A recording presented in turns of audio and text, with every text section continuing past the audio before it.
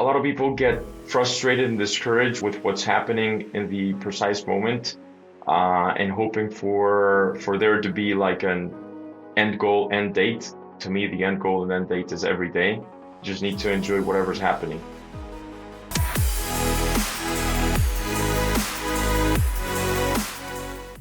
Welcome to the Build It to Billions podcast, where we guide successful entrepreneurs and investors on their journey from millions to billions. And we believe the key to scaling and compounding your wealth and life starts every single day with the mindset and practice of stewardship over ownership.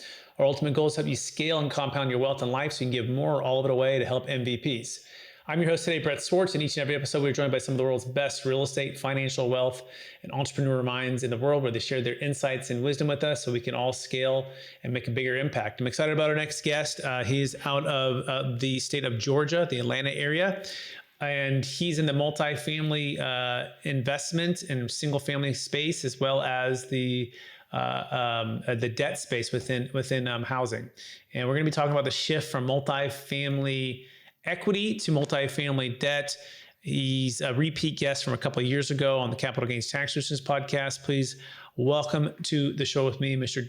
Daniel Angel. Daniel, how are you doing? Hey, Brett, how's it going? Nice to see you again. Thanks for having me. Absolutely. Let's just dive right in. So what would you say is the biggest shift we're seeing right now in the last 2 years? Walk us through your strategy and your new fund. But just before you do all that, but walk us through sort of the change of the guard, from the multifamily equity to more of the multifamily debt. Yeah, of course. And definitely we can talk about what has happened in the past couple of years, not foreign for, I think, anybody else in this space. We had been focusing a lot of our, pretty much 100% of our efforts in multifamily acquisitions, value add, with everything that has, happened in the past couple of years, disconnect between sellers, buyers, cap rates, interest rates, everything that we all read about, hear about, and live through. Definitely one of our main objectives for our investors and for our teams is finding ways to keep finding opportunities. Our inception came from the single family space, so that was one of the reasons why we decided to get back there, see what we could do, either same or different, and we got to development in that space, or ground up construction, both for sale and for rent. And then from the transition from equity to debt has to do a little bit more from a structural perspective than from what we're doing on the ground, really. And it's just trying to find a little bit more certainty for our investors, where, the typical deal by deal, either JV or syndication structure, and investors or passive investors getting into the LP space and being exposed to a single asset versus being in a fund, and maybe via a debt structure where we have more certainty. The fund gives them more flexibility and diversification. So we just found that route as a good avenue to give our investors alternatives to preserve wealth and have more certainty moving forward. Okay, so stick with Daniel Angel here, everybody. You can go to apexinvestments.us. That's apexinvestments.us. So you guys opened up this fund, diversified real estate portfolio, fixed returns. Obviously interest rates have gone way up. We thought they might be lower at this point, but they haven't yet. We'll see. The latest was that they're going to keep the rates the same. There was no increase or decrease, and so it's sort of like wait and see again here. It seems like, Daniel, those whose debt has reset and has adjusted, people are fine. I call it the jujitsu multifamily tap out. They're finally okay, I'm just going to tap out. You know what I mean? Like they had him in an arm bar in 2023, but they got out of the arm bar. They had him in a choke in 2024. And now they're in a triangle, and it's just it's over. And they're just giving the keys back to the bank. I mean, what's your take on where we're at with people that are finally just okay, rates aren't coming back down. I can only extend and pretend for so long. Give us your feel for that. Yeah, of course. So there's, I think, two angles to think about it, and it's something definitely that we've discussed internally, and precisely one of the reasons why we thought about the fund and getting out there with fixed returns.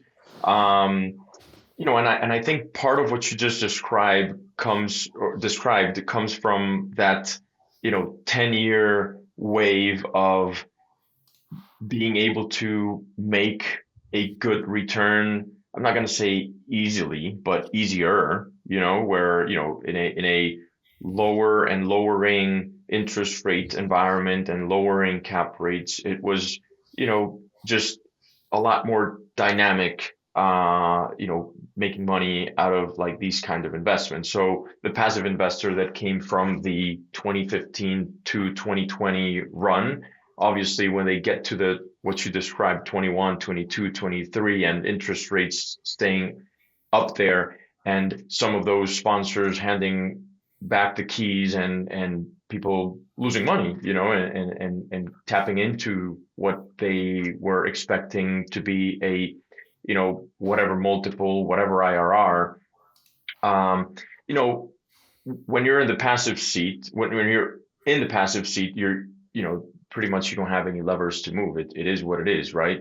So, as sponsors and as developers and as investors, our thought is, hey, you know, there's, once you're stuck to one single asset, you have less probabilities of having alternatives.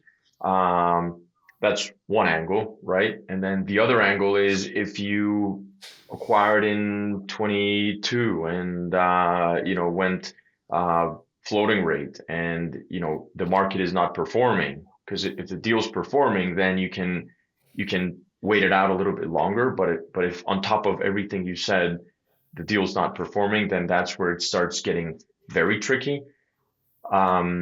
I think our motto is a little bit about advising investors in thinking about real estate, not only on how to make a quick buck, but just thinking long term, and making sure you have as many avenues, as much flexibility as possible. That's where it kind of like everything came down to where the fund sits right now. Okay. All right. So, I mean, what's your sense for the extend and pretend versus those that are tapping out? It seems like I mean, everyone feel, no matter how excellent they were, they're all seem to be taking some hits here with this multifamily market. But what's your take on that? How many are just getting out of the game? I've seen some that are just like going into business investments, some just going all the way into debt, like, and just saying like, I don't know if that's really worth the trouble to hold this thing out. It's sad because there are investors that are losing money, right? Right. But at the same time, you go insurance doubled, right? Property taxes in some places doubled. Construction costs went up, right? And then you have interest rates, which is like the big hammer. It's like the Thor hammer that just like on top of it just really just slammed everything shut. Like, well, what's your take, Daniel? Any feedback, or what's your gut feel? I mean, I think there will be some kind of a reset. In my opinion, it depends on the market, though. I think we already had the reset, or so to speak, reset here. I think the market had uh, a lot of players that not necessarily were in the real estate world for the long term, maybe, and that's what happens with cycles. I I didn't experience in this same seat last cycle, but it's pretty much what usually happens. Whoever uh, is not ready to take those kind of hits and continue pivoting and moving things around to make it work moving forward, we'll just go to different asset classes. And then who's in real estate to stay in real estate, we will stay and find ways to make it work and understand the new environment. Clearly, whoever's waiting for interest rates to drop dramatically or drastically, I think those will have to, keep waiting, because I don't see that happening in the very short term. And then, but then from the other side, I believe there's still fundamentals to tap on, and it's a matter of finding where to add value. In our case, that's one of the reasons we also came back or got back to single family, both in the build to sell and BTR space, making sure we're as efficient as we can on the construction side. We're self-performing, to your point of those other variables just crushing margins. Then it's our job to find where to be efficient and how to be efficient in order to find margins again.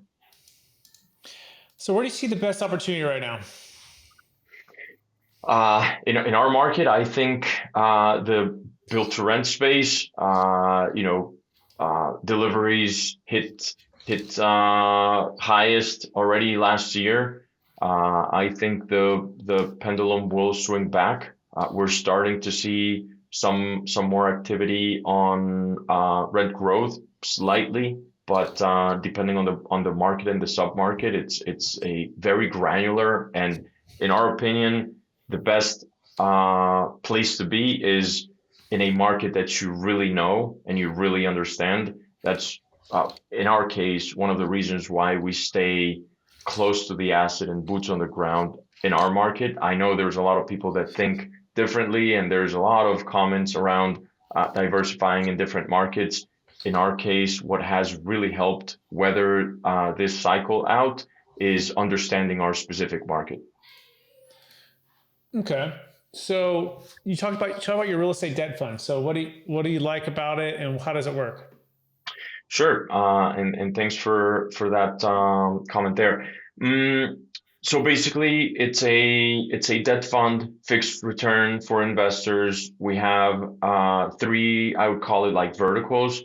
So we build single family for sale, scattered at this point, starting to do smaller communities or smaller subdivisions. Staying very cautious with the build to sell space, just making sure that we stay within a range attainable in terms of mortgages, since to your point earlier, rates are still kind of like static for a minute there. And then we're also, the second vertical I would say is build to rent. Similar strategy, just smaller homes, scattered for now and starting to do smaller subdivisions, looking to build a portfolio in there. We used to have a larger portfolio in the single family space before, so it's just kind of like replicating the same thing, just starting ground up and trying to find that edge there. And then the third vertical is multifamily. So we're still underwriting multifamily acquisitions, value add, pretty much like seeing if there's opportunities in good submarkets where to snatch some of those deals that come out a little bit tired from operators and sponsors, and just keeping that funnel and pipeline as diversified as possible. With the build to sell strategy, what we look is to, since those are shorter term projects, it's kind of like giving that liquidity to the fund so that we can comply with distributions to investors, basically. So so you have a debt fund, and then you're looking at these different verticals, right? So somebody puts money in there, and then you're looking to do these. What's the liquidity like? How long is it locked up for? How Yeah, quickly are you earning interest on the money? yeah, perfect. And that's a great question. So the way it works is we have different tranches depending on the amount invested. So returns start at 7% all the way up to 10%. And it's starting at $25,000. So anyone with $25,000 can tap in. Lockup period is 18 months, and there's no fees in the fund. So it's net to the investor. The return is net to the investor. There's bi-yearly compounding or bi-yearly distributions, and then the investor can pick between two options. They either compound all the way, so what we call it total growth, or they have what we call growth and income, where 50% of the profit is distributed bi-yearly, and the other 50% is compounded until they, at least the 18 months or whenever they decide to leave or withdraw. Okay, so it's like someone puts $1 million in. What when do they start getting cash on cash return? Perfect.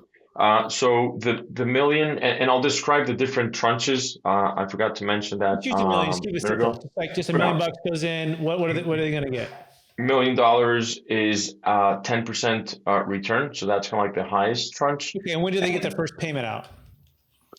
So payments are February 28th and August 31st bi-yearly. And it starts 30 days after their compounding, or their accruing starts 30 days after the money hits the Okay, fund. so I put the money in on January 1st, 2025, let's just say, for example. It doesn't start to accrue interest until 30 days, so February Mhm. 1st, yeah? February. Correct. Okay, and then so I'd get paid if I took a million. That's divided by 10%. That's 100,000 divided by 12. It's 883. So I would get February, March, April, May, June, July, August. So 7 months. So seven times that. Seven times. So I'd get $58,000 a one-time payout. I mean, that's the bilateral, right? Is that what you're saying?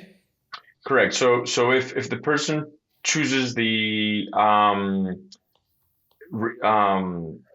growth and income, 50% of that 10% is distributed in Oh, cash 50%, in 10%. two Okay, payments so per divided year. by The two, so other, like 29,166.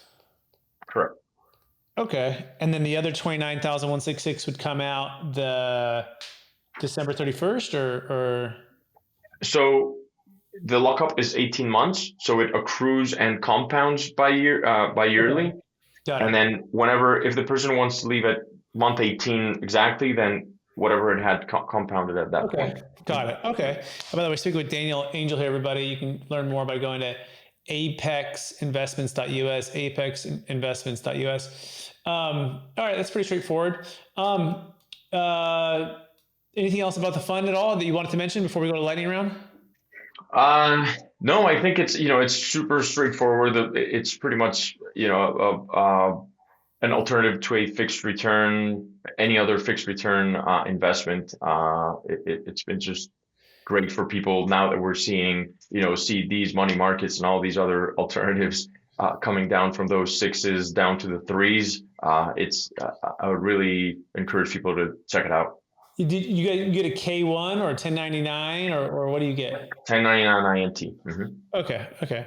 So, all right, got it. Let's go for the lightning round. All right, knowing what you know now, Daniel, if you go back 2.5 years ago, 3 years ago, what's the one gold nugget? Make sure you tell yourself to do.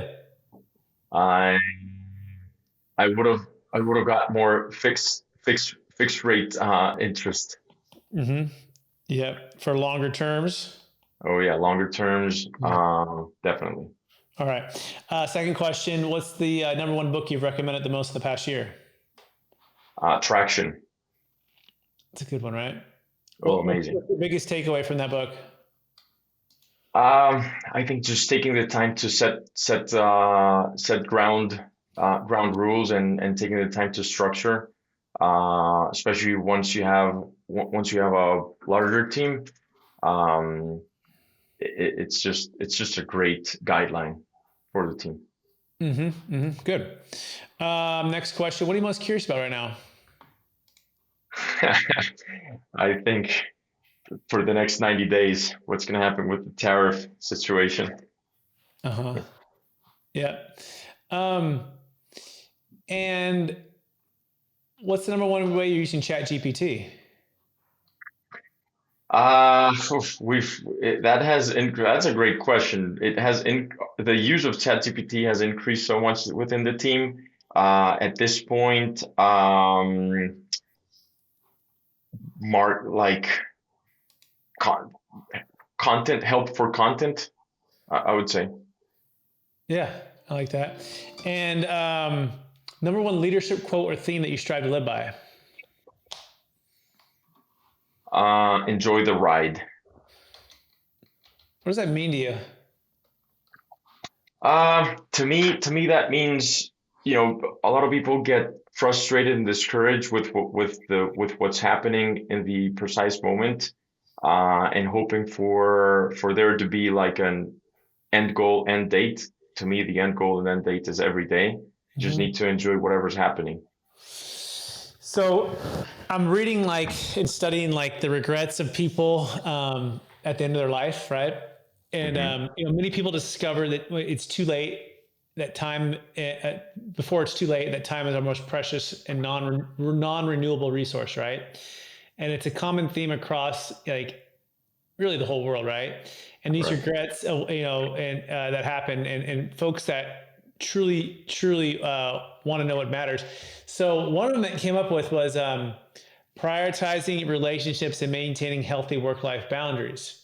So, what's some wisdom that maybe that helps you to making sure that you prioritize relationships while managing the demands of work?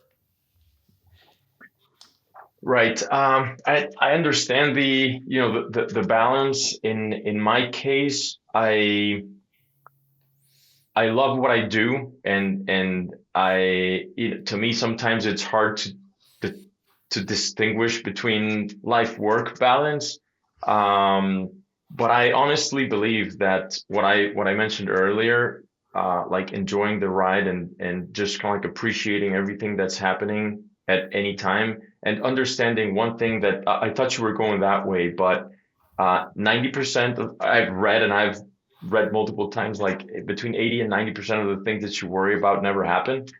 So it's kind of like just understanding that most of the things that keep your mind worried and like full of it, it's going to be fine anyways. So I think it's not necessarily how much time you spend here or there, it's how much time you really appreciate of what's happening. That's good. I think that's great wisdom. Daniel Angel, I want to thank you on the show, sharing your wisdom with us and some insights on how to invest, what's going on with the marketplace. I'm going to keep encouraging you to help others create and preserve wealth within the real estate space. For our listeners who want to get in touch with you, can you remind them one last time what's the best place for them to find you? Yeah, I think email is the best way. My email is dangel at apexinvestments.us. And then, LinkedIn also it's a good way. Daniel Angel-Mejia on LinkedIn. Awesome. Thanks, Daniel. Also, want to thank all of our listeners for listening to an episode of the Capital Gains Tax Strategies podcast. You also could be watching it as well on our YouTube channels, Build It to Billions and Capital Gains Tax Solutions. We're on a mission to help you, the entrepreneur, the millionaire, the billionaire, scale and steward your wealth in a way that multiplies your freedom and impact. I'm Brett Swartz. For those who want to connect with me, you can go to brettswartz.com or go to capitalgainstaxsolutions.com to schedule a time if you're exiting a massive property, business, Bitcoin, and you've got millions of dollars of gains and you want to figure out a way to defer that and build a wealth plan that gives you time and freedom and diversification. Go to capitalgainstaxsolutions.com for that. Appreciate everyone listening and watching out there, and we'll talk to you again real soon. Bye now.